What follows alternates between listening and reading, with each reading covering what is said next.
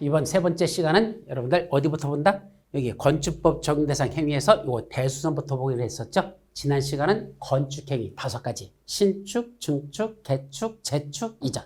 이제 두 번째 대수선. 대수선에 몇 가지가 있다냐? 8가지가 있습니다.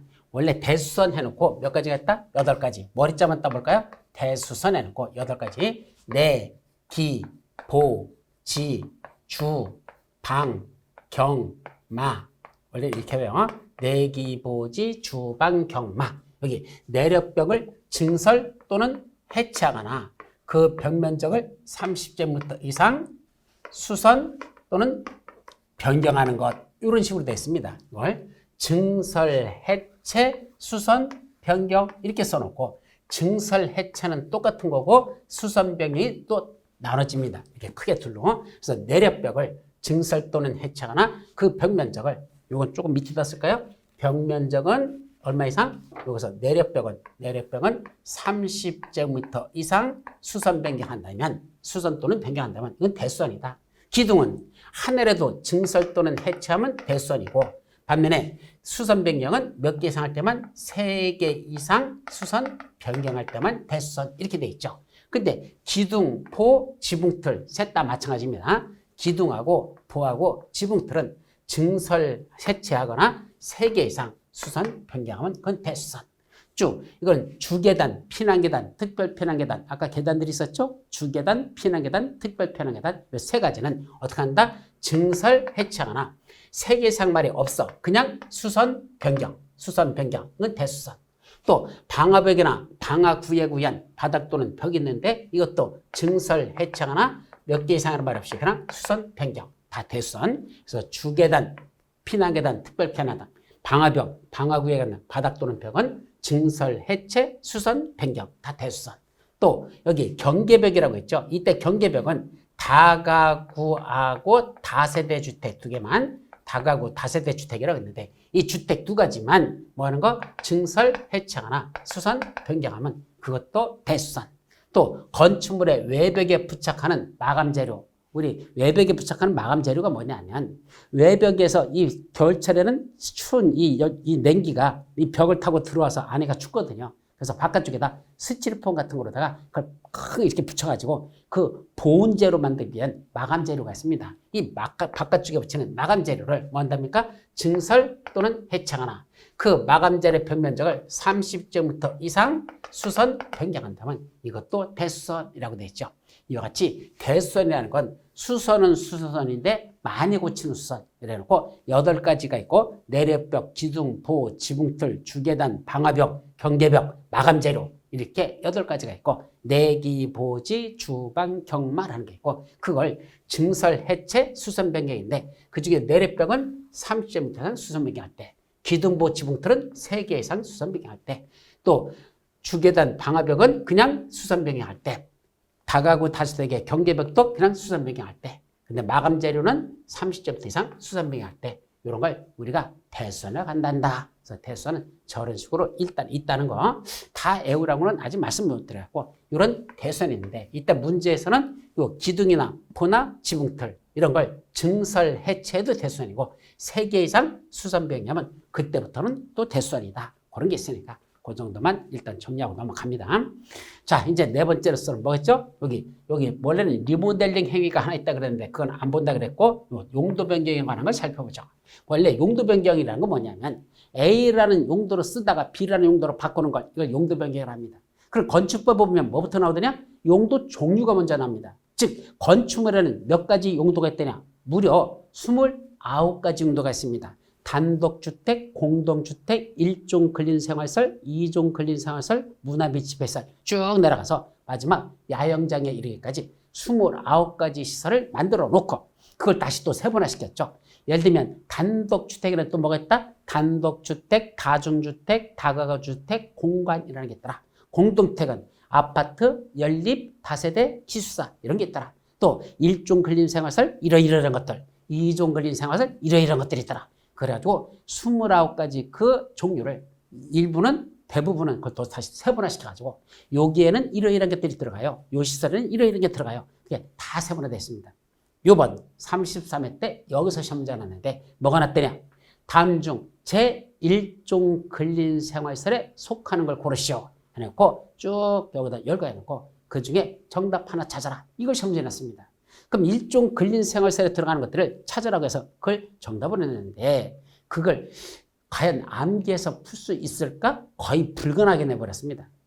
1종에도 속할 수 있고 다른 시설에도 속할 수 있는 것들 그거하고 막 섞어가지고 이런 때는 1종 근린생활시설. 근데 규모가 커지면 이건 1종 근린생활 아니야. 2종 근생 또는 뭐 야영, 운동시설 또는 다른 시설 이런 식으로 다 다른 거로 갈 수 있는 그 조금 커지면 이걸 섞어가지고 문제를 내가지고 1종 근생에 속하는지 아니를 찾으라고 그렇게 내버리면 그거 못 외우는 겁니다.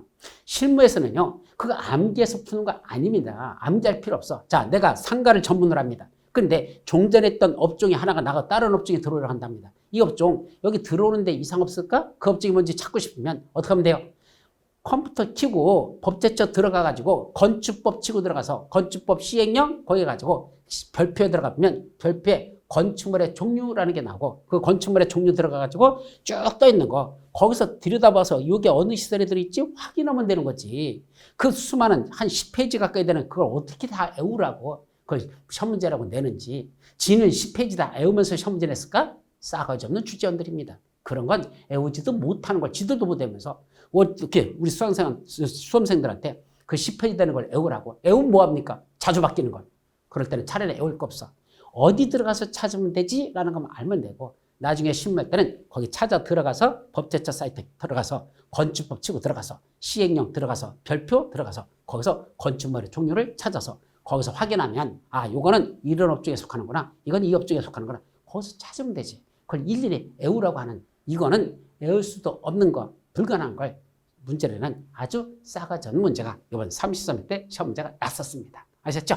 자, 그 정도만 여러분들이 정리하시고 그럼 여기는 뭐죠? 용도를 변경한데 아까 제가 A라는 용도를 쓰고 있던 그 업종이 빠져나가고 다른 업종이 들어오려고 합니다. 이거 들어올 때 허가받아야 될까? 신고해야 될까? 아니면 건축물 대장 변경 시청만 하면 될까라는 것들이 있습니다. 자, 이거는 뭐 갖고 구분하더냐? 여기 건축물의 종류를 또 시설군하고 용도군하고 이거 또 나눠져요. 요거는 기억하세요.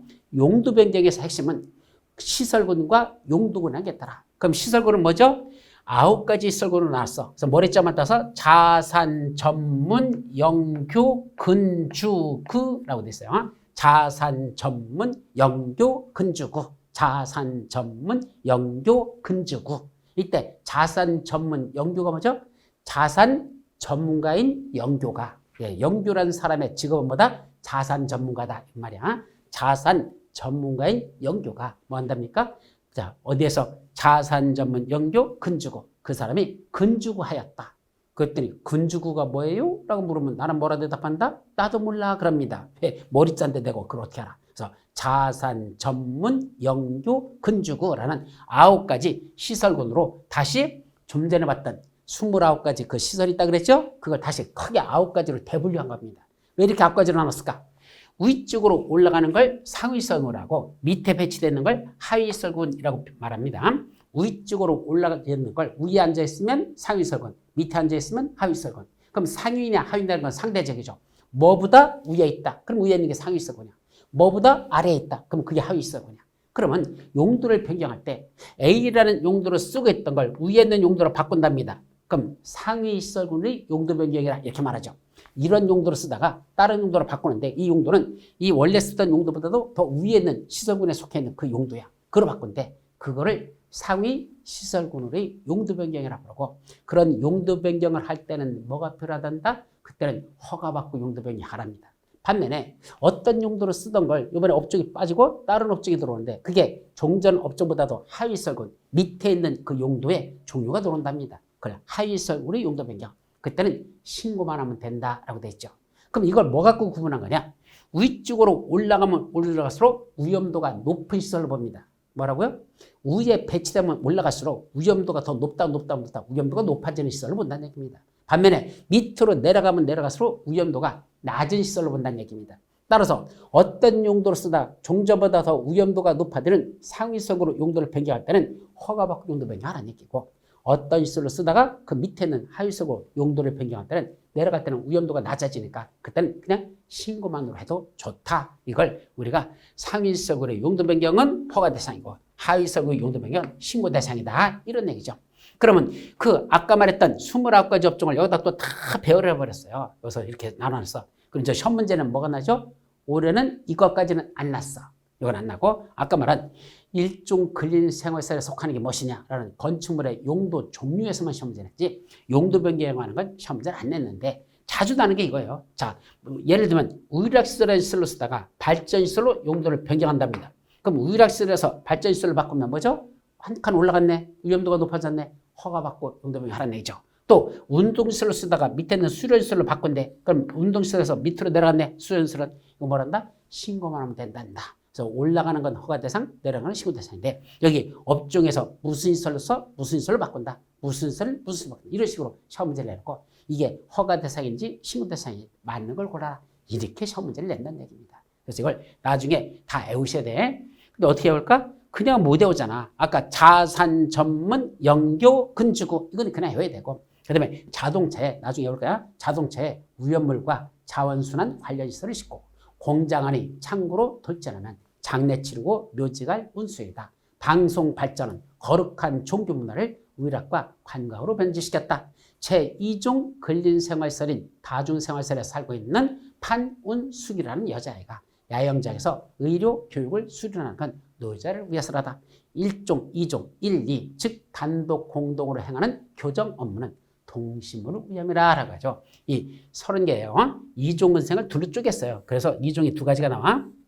그래서 이 합치면 29개에다 하나 갈라져서 30개가 되는데 이 30개 되는 시설을 저렇게 쫙 배치해 놓고 이제 시험 문제에서는 이 시설에서 1로 올라가는 거지 이 시설에서 1로 내려가는 거지 이걸 구분할 줄 아느냐라는 걸 거의 매년 시험 문제에서 이게 출제되다가 이번 33일 때는 빠졌다. 내년에는 역시 출제 가능성 높은 겁니다. 그래서 조금 복잡해요. 이거 다 외우려면 머리 돌아버리잖아. 그래도 외우는 수밖에 없어. 시험 문제를 풀려면 그건 나중에 암기법은 그때 하도록 합니다. 여기까지만 좀 살펴보죠. 자, 이제 뭐 끝났어? 우리 용어 정의와 관련 때는 여기서 다 끝났고 이제 뭐로 들어가자? 건축물을 건축하자 그랬습니다. 그럼 건축물 건축에 관해서는 제일 먼저 뭐부터 온다? 사전결정 신청이라는 게 있습니다. 여기 사전결정이 뭐죠? 건축물을 건축하기 전에 사전에 미리 결정해달라는 얘기입니다. 무슨 뜻이죠? 일반인들은 어떤 대지 위에다가 어떤 건축물을 지을 수 있는지 없는지 잘 안다 모른다? 모르죠. 왜요? 우리가 앞에 국토의계 및 이용에 관한 법률에서 국토법 거기서 뭐가 있었죠? 용도지역, 용도지구, 용도구역이라는 게 있다 그랬었고 그때 용도지역 21가지가 있다 그랬었죠. 제1종 근린생활, 제1종 전용주거지역부터 제1종 전용주거지역, 제2종 전용주거지역, 제1종 일반주거지역 해가지고 저 밑에 자연환경 보전지역까지 21가지 용도지역이 있다라는 걸 말씀드렸었고 그 용도지역마다 각각 3가지 행위제한이 있다. 3가지 행위제한. 첫째, 각각의 용도지역마다 건축 제한 아무거나 함부로 짓지 말라. 두 번째, 건폐율 제한. 건폐율 몇 % 이하로잖아. 세 번째, 용적률 제한. 용적률 몇 % 이하로자는 3가지 제한이 있다 그랬었어요. 21개 용도지역마다 건축 제한, 건폐율 제한, 용적률 제한은 3가지가 있다 그랬었죠. 그거 여기 땅에다가 무슨 용도지역인지를 이걸 알아봤다 하더라도 이때 뭘 지을 수 있는지 건폐율 몇 프로, 용적률 몇 프로인지 여러분들이 그걸 다 모르잖아요. 그때는 누굴 찾아가라는 얘기입니까? 허가권자를 찾아가랍니다. 그래서 허가권자한테 가서 뭐라고 합니까? 허가권자님, 제가요, 요 땅을 이번에 사가지고 여기다 이러이러한 건축물을 이런 규모로 지으려고 하는데 이거 지을 수 있나요? 이렇게 짓는 게 이게 가능한가요? 허용되나요? 허용되는지 여부에 대해서 허가권자한테 미리 결정 좀 내려주십시오 라고 신청하는 걸 사전결정 신청제도라 이렇게 말해요. 즉 건축 허가를 먼저 신청하는 게 아니고 여기다 지을 수 있어요? 결정 좀 내려주세요. 이거부터 신청하라는 얘기입니다. 사전에 미리 지을 수 있는지 여부에 대한 결정을 내려달라고 신청하는 사전결정 신청제도라는 게 있더라. 그럼 이번에 시험 문제 난 건 뭐 쓸까? 여기서 한 문제 났다 그랬죠. 바로 사전결정을 신청했더니 허가권자가 검토해보더니 당신 거기다 그런 건물 지을 수 있어 라는 사전결정을 통지하면 지어도 된다고 통지하면 그때는 4가지 받은 것으로 본다라는 이게 시험 문제 났었어요. 그때 4가지 받은 게 뭐더냐? 첫째, 산지전에 허가받은 거로 본다. 두 번째, 개발행위 허가받은 거로 본다. 세 번째, 농지 전용 허가받은 거로 본다. 네 번째, 하천 점용 허가받은 거로 본다라는 네 가지가 있습니다.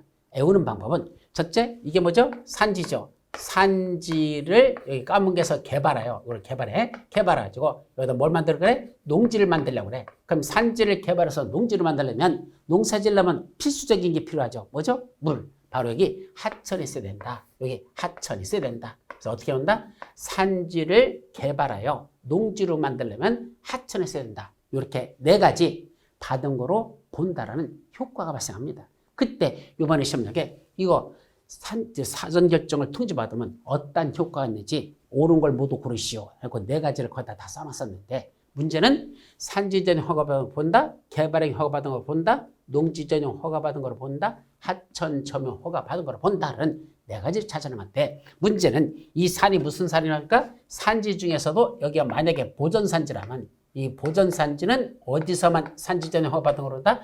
도시지역에서만. 도시 지역에 있는 보전산지에서만 뭐 받으면 이런 사전결정을 통지받으면 그때는 뭐 받은 거로 본다? 산지 전용 허가받은 거로 본다라고 돼 있죠. 근데 시험 문제는 도시지역에 있는 보전산지라고 돼 있지 않고 도시적 외의 지역에 있는 보전산지 이렇게 시험 문제 냈어. 그럼 도시적 외의 지역 거기가 틀린 게 있었는데 그거 빼고 나머지 세 가지 받은 거로 본다. 그 세 가지를 골라라. 그게 시험 문제 냈었는데 더 세부적인 건 나중에 그때 가서 보도록 합니다. 자, 이제 사전결정을 통지받았어. 뭐라고 했습니까? 허가권자가. 당신 거기다 그런 건물 줘도 돼? 자, 그럼 이제 뭐 해야 돼? 당연히 설계도면 그려가지고 건축허가 받으러 가야 되겠죠? 당신 지어도 돼? 라고 사전결정을 통지받았어. 그럼 이제 뭐 하자? 허가, 건축물 지으러 가자. 그럼 갔더니 누구한테 허가 받으러 가야 되지? 허가권자가 먼저 나오겠죠? 자, 원칙은 뭐 하는 자들? 건축물을 건축하거나 또는 대수선하려는 자는 아까 건축행위만이 아니고 세 번째 있던 배수행위, 건축하고 대수는 이런 행위를 하려는 자들은 원칙적으로 누구한테? 세종시에서는 세종특별자치시한테, 제주도에서는 제주특별자치도시한테. 지금 우리 강원특별자치도는 어떻게 되는지 아직 정해진 게 없어요. 왜냐면 강원도는 18개 시군이 있거든. 그 18개 시장 군수가 갖고 있던 권한을 모두 다 강원도 도지사가 뺏어간다? 아마 거의 불가능할 겁니다. 제주도하고 다를 것 같아요. 제주도는 제주시장하고 성읍시장 권한을 도지사 다 가지고 있죠? 그러나 이쪽 강원도는 18명의 시장 군수가 있는데 그 사람들 권한을 다 도지사가 가져간다? 아마 시장 군수 18명 가만히 있지 않을 거요? 그거 쉽지 않을 거요? 그래서 현재까지는 아무것도 정해진 거 없으니까 그거는 우리가 나중에 정리하도록 하고 어쨌든 특별자치시하고 특별자치도사 있죠? 이 사람들은 자기들이 허가권자라는 얘기입니다. 왜 그런다 그랬죠? 세종시는 구청장이 아직 없으니까 구청장관을 세종특별자치시장이 행사하고 제주도는 시장이 있긴 있는데 그 제주시장 서귀포시장이 아무 권한이 없다 그랬죠. 그래서 제주도 도지사가 행사한다. 그래서 세종시는 세종시장, 제주는 제주도 도지사. 나머지 지역은 시장, 군수, 구청장 이 사람들한테 허가를 받아라 하는 얘기입니다. 그럼 서울에서는 누구한테 받아라는 얘기야? 서울시장이 아니라 구청장들이 허가권자다. 인천에서는 구청장이나 군수가 허가 내줘라. 그럼 경기도에서는 시장, 군수들이 허가 내줘라. 이게 바로 시장, 군수, 구청장이 허가권자라는 뜻이죠. 그런데 예외가 있어요. 요게 또 중요한 겁니다. 어떤 예외? 자, 몇 층짜리 짓는답니까? 21층 이상 되는 건축물 또는 연면적이 10만 제곱미터 이상 되는 건축물. 두 가지야. 21층 이상 되는 건축물이거나 또는 연면적이 10만 제곱미터 이상 되는 건축물을 어디다 짓는다? 서울특별시, 인천광역시, 특별시나 광역시에다 짓는답니다. 그럼 원래는 특별시에서는 누가 권자라 그랬죠? 당연히 구청장들이 허가권자였었죠. 구청장이죠. 그 다음에 광역시에서는 구청장 또는 군수죠. 인천광역시가 보면 누가 있었죠? 남동구청장 또 누구도 있죠? 강화군수, 옹진군수 있었잖아. 바로 그 사람들이 허가권자라는 얘기입니다. 그런데 21층 이상 되는 거 또는 연면적이 10만 이상 된다면 그 구청장이나 군수들이 허가 내주는 게 아니라 바로 그 대빵, 특별시장, 광역시장이 직접 허가권자가 된다라는 이게 중요한 겁니다. 그래서 특별시하고 광역시에서만 구청장이나 군수가 허가 내주는 게 아니라 그 특별시장, 광역시장, 지들이 직접 허가 내주는 건축물. 원칙적으로 어떤 거? 21층 이상 되는 거, 연면적이 10만 이상 되는 것들은 특별시장, 광역시장이 허가 내줘야 된다라는 요거를 기억해 두도록 합니다. 물론 여기에 또 예외들이 나와요. 그래서 그 예외는 나중에 하더라도 원칙만 이 정도만 정리하죠. 또 뭐도 있다? 원래 도지사는 허가권자가 될 수 없습니다. 좀 전에 특별시장, 광역시장은 허가권자가 될 수 있어도 누구는 안 된다? 도지사는 안 돼요. 항상 도지사 밑에는 시장, 군수 이 사람들만 허가권자지 도지사는 허가권자가 될 수 없다라는 거. 도지사는 허가권자가 절대 되지 못한다는 걸 조심합니다. 그러면 도지사 밑에 있는 시장, 군수에 허가내줄 때 규모가 크거나 좀 중요한 건축물 같은 것들은 시장, 군수 마음대로 허가내주지 말래. 누굴 찾아가랍니까? 도지사한테 가시래요. 그래서 도지사한테 가서 뭐죠? 먼저 승인을 받으랍니다. 자, 도지사님, 예를 들면 성남시에다 건물 지으려고 그래요. 그러면 허가권자가 누구다? 성남시장이 허가권자입니다. 근데 성남시장이 허가 내주기 전에 누굴 찾아가란 얘기야? 경기도소에 찾아가서 뭐라고 한다? 도지사님, 우리 성남시에다가 지금 이런 건축물, 이런 건축물, 이런 건축물 세 가지야. 이러이러이러한 건축물을 건축하겠다고 건축주로부터 허가시이 들어왔는데 이거 내가 허가 내주기 전에 도지사님 먼저 승인을 받으라고 됐는데 이거 도지사님 승인 내줘도 괜찮을까요? 라고 물어보고 그 도지사가 검토해보고 여기는 이런 거 줘도 괜찮겠는데 승인을 내줘야 비로소 시장수가 허가를 할 수 있더라. 이걸 도지사의 사전 승인이라고 한단다. 그래서 이렇게 도지사한테 사전 승인 받고 허가 내준 것들이 몇 가지겠다? 세 가지가 있습니다. 그래서 또 하나하나 또박또박 세 가지를 다 외워야 돼. 그래서 이것도 암기법은 나중에 중요할 테니까 일단은 시장 군수가 허가 내주기 전에 누구한테? 도지사한테 먼저 승인을 받고 허가 내주는 게 몇 가지가 있다? 세 가지라는 그런 시설들이 경우가 있더라. 이렇게만 일단 기억하고 넘어갑니다. 자, 그런데 허가 및 착공에 제한하는 게 있죠. 이게 천문책에서는 제일 많이 나오는 것 중에 하나입니다. 허가자 관련돼서는 허가 및 착공의 제한이 뭐죠? 건축 허가 신청이 들어왔는데 허가권자가 뭐라고 하죠? 야, 허가 내주지 마. 이렇게 하랍니다. 또 뭐가 들어왔는데 이미 허가 등을 받은 사람이 공사 시작하겠다고 착공 신고하러 왔는데 그 신고 접수하지 말랍니다. 즉 지금은 허가되지 마. 허가 제한. 지금은 공사 시작할 수 없어. 안 돼요. 착공 제한.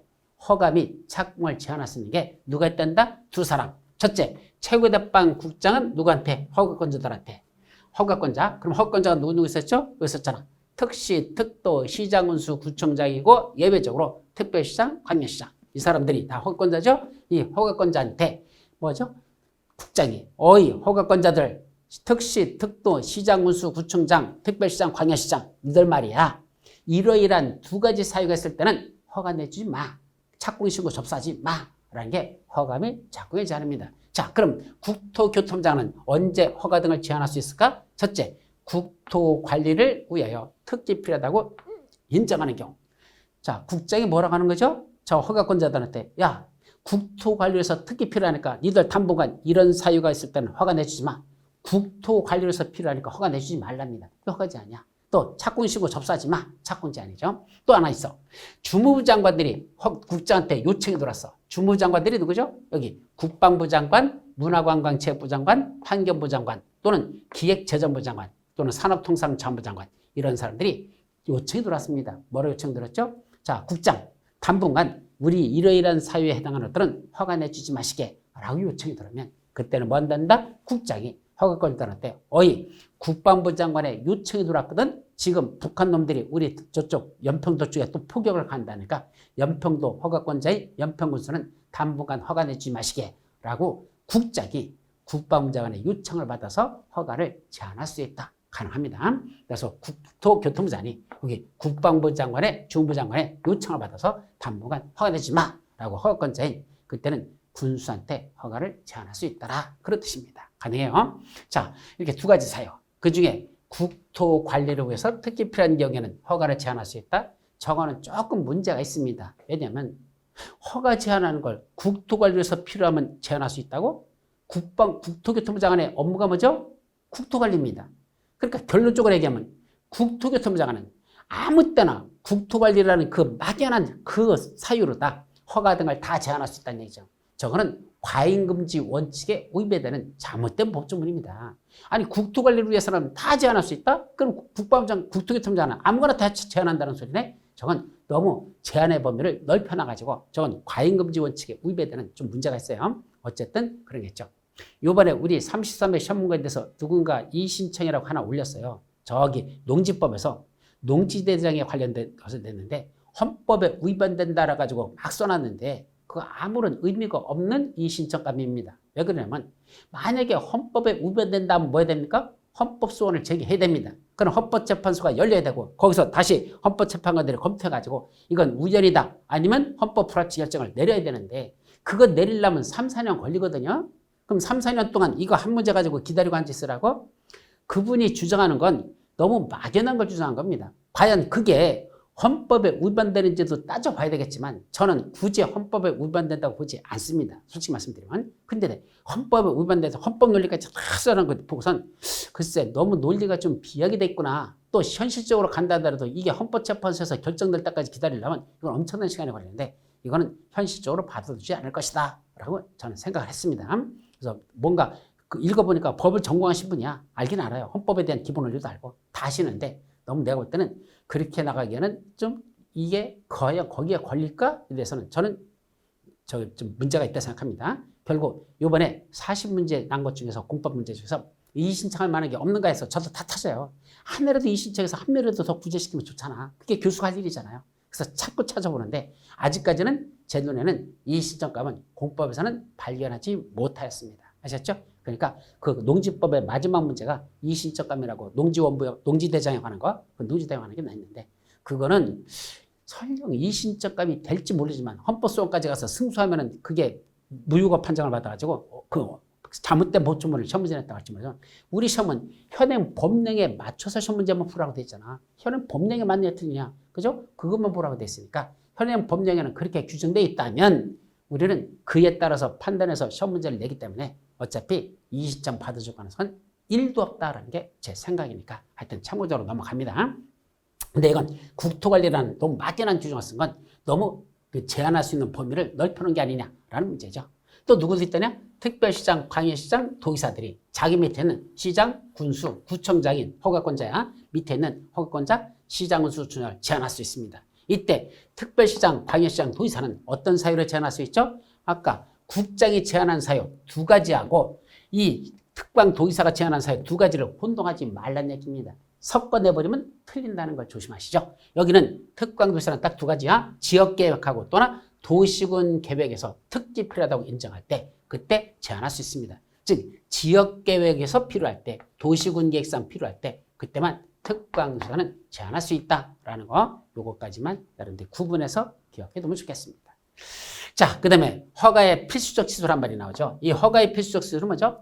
허가를 반드시 취소해야 된다. 이게 필수적 수야. 어떤 게 취소할 수 있죠? 첫째는 허가를 받은 날로부터 2년 이내에 공사에 착수하지 아니하더라. 예, 건축허가 받아놓고 2년 내에 공사 착수하잖아요. 허가 취소하여야 한답니다. 반면에 공장 같은 건 아무래도 허가 받아놓고 준비하는 기간이 많이 필요해요. 그래서 공장은 허가 받아놓고 3년 이내에 공사에 착수해야 됩니다. 안 하면 허가를 취소해야 합니다. 자, 그리고 정당한 사유가 있으면 1년의 범위에서 연장할 수는 있죠. 자, 그렇게 돼 있어. 또 두 번째는 우리 일의 기간, 즉 2년 또는 3년 이내 공사에 착수는 하였으나 공사 완료가 불가능하다고 인정된다. 이때도 허가를 취소하여야 합니다.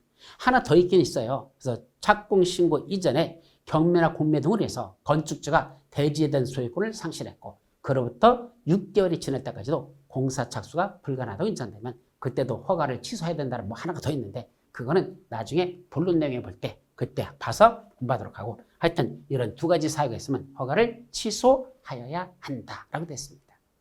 자, 그 밑에 허가가 아니고 이제 건축 신고만으로 할 수 있는 경우도 있습니다. 건축 신고는 뭐죠? 원래는 허가 대상 건축물이야. 허가 받아야 돼. 그런데 경미한 것들이야. 굳이 허가 찍지 말래. 뭐만 해? 그냥 허가건자한테 와서 신고만 하시래요. 그러면 허가 받은 것으로 본다. 원래는 허가 받아야 되는 건데 경미한 거니까 굳이 허가 받지 말고 와서 신고만 하시랍니다. 그래서 신고가 수리가 되면 그때는 허가 받은 거로 본다라는 이런 걸 우리가 건축 신고라고 하죠. 그럼 이때 건축주가 허가권자한테 허가 받으러 가는 게 아니라 신고만 할 수 있는 것들 쭈루룩 여러 가지 있어요. 그 중에 나머지들은 이제 나중에 오고 이번에도 이게 시험 문제 안 났거든요. 이번엔. 근데 시험 문제 아주 잘 나는 파트입니다. 조금 복잡해요. 그중에 두 가지만은 지금 기본적으로 정리하다. 소규모 건축물을 짓는데요. 이때 작은 건축물 짓는 거 이건 신고만으로 할 수 있대. 첫째, 연면적이 합계 100제곱미터 이하인 건축물. 연면적의 합계가 건축물 규모가 100제곱미터 이하밖에 안 되는 작은 건축물 신고만으로 할 수 있습니다. 아니면 건축물의 높이를 몇 미터만 높여서 3m 이하만 증축해서 높이를 올리는 걸 3m 이하만 증축한대요. 그런 것들은 허가받은 게 아니라 신고만으로 한다. 두 가지, 연면적의 합계가 100제곱미터 이하 되는 건축물의 신축. 증축을 하는데 높이 3m 이하만 증축. 이런 건 허가받지 말고 신고만으로 된다는 이 정도는 지금 기억해 두도록 합니다. 자, 건축 절차로서는 이제 허가받았으면 뭐 하면 되죠? 착공 신고하면 되죠. 그 다음에 시공, 공사하고 감독하고 감리 다 지었으면 여기는 뭐 받는다? 건축법에서는 사용 승인을 받습니다. 사용 승인. 법마다 어떤 때 공사가 다 끝나면 어떤 건 중공검사 받아라, 어떤 건 중공인가 받아라, 어떤 때는 사용 승인 받아라, 어떤 때는 사용 검사 받아라. 법마다 용어들이 다 다르겠습니다. 근데 여기는 건축법에서는 건축물 다 졌어요? 사용 승인 받으시면 된다. 뭐 이런 세부적인 내용은 나중에 여러분들이 정리하시면 될 겁니다. 자, 여기까지만 정리하고 이제 뭐가 나죠? 건축물의 대지와 도로라는 거 이거부터 나머지 뒤에 있는 내용은 다음 시간 마지막 시간에 살펴보도록 합니다. 자, 잠시 쉬었다 가겠습니다.